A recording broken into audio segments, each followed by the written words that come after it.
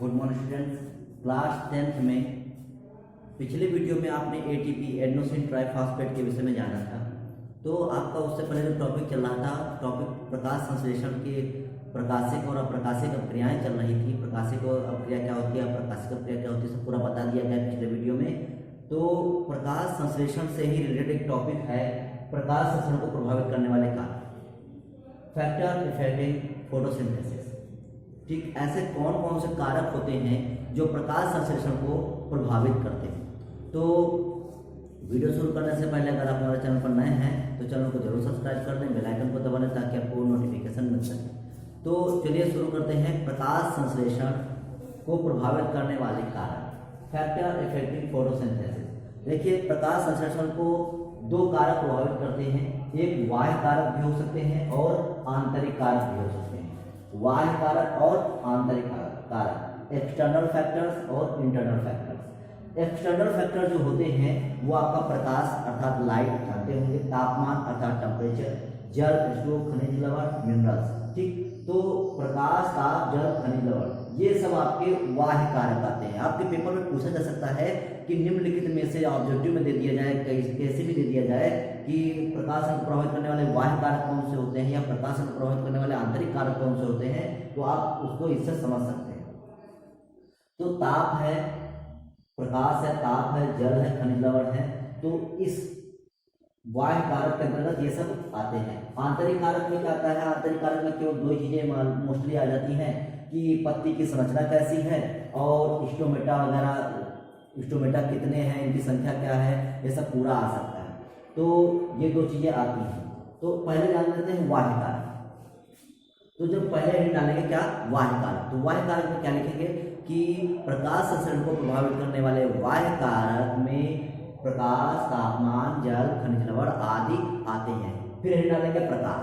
तो जो प्रकाश होता है, आप लोगों को पता है कि प्रकाश संश्लेषण क्रिया के लिए प्रकाश बहुत ही महत्वपूर्ण होता है, क्योंकि पौधे जो होते हैं वो सूर्य की प्रकाश ऊर्जा को रासायनिक ऊर्जा अर्थात ग्लूकोज में ही बदलते हैं। तो प्रकाश ही बहुत ही इंपॉर्टेंट होता है पौधों के लिए। और आपको बता दें कि सूर्य का प्रकाश में तो प्रकाश क्रिया होती है, लेकिन अगर कृत्रिम प्रकाश भी है, जैसे बल्ब का प्रकाश है या कृत्रिम जो लाइट होती है, तो बल्ब है या कुछ भी, तो जो पौधे होते हैं वो पौधे उस कृत्रिम प्रकाश की उपस्थिति में भी थोड़ा बहुत प्रकाश संश्लेषण कर लेते हैं, अर्थात जिसको कहे विद्युतीय प्रकाश। विद्युत अर्थात लाइट वाला जो प्रकाश है, बिजली से जो बल्ब जलते हैं उनके द्वारा भी प्रकाश संश्लेषण थोड़ा बहुत हो सकता है। और आपको बता दें, जो प्रकाश संश्लेषण क्रिया है, लाल प्रकाश में प्रकाश संश्लेषण क्रिया सबसे अधिक होती है। कौन से?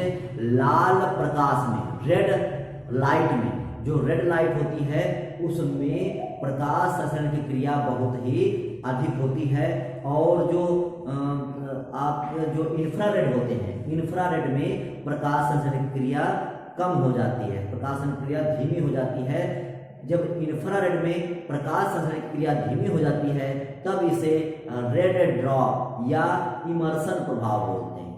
ठीक, तो प्रकाश संश्लेषण की क्रिया जो होती है, प्रकाश अत्यंत आवश्यक होता है, आपको बता ही चुके हैं।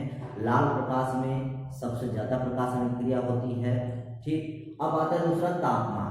तो 10 से 35 डिग्री सेंटीग्रेड जो तापमान होता है, 10 से 35 डिग्री टेम्परेचर जो होता है वो पौधों के लिए प्रकाश संश्लेषण क्रिया के लिए बहुत ही अच्छा होता है।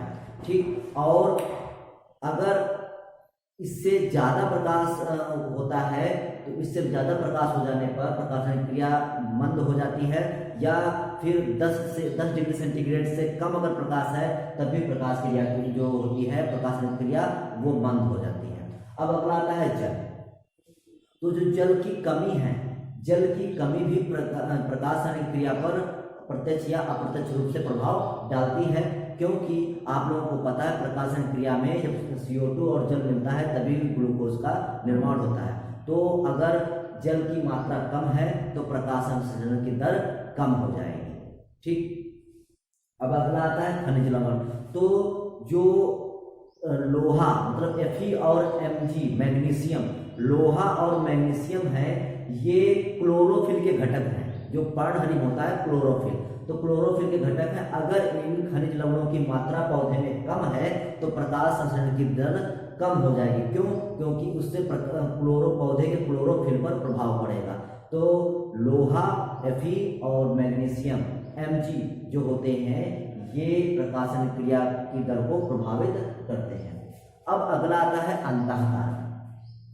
तो जो अंतःकारक आता है उसमें पौधे की जो पत्तियां होती, पत्तियों की संरचना भी जो है प्रकाशन क्रिया की दर को प्रभावित करती है। क्यों? क्योंकि अगर पौधे की पत्तियां छोटी हैं या मुड़ी हुई हैं या जो है रोगग्रस्त हैं, तो अगर पत्तियों की स्ट्रक्चर सही नहीं है तो जो है प्रकाशन की दर कम हो जाएगी।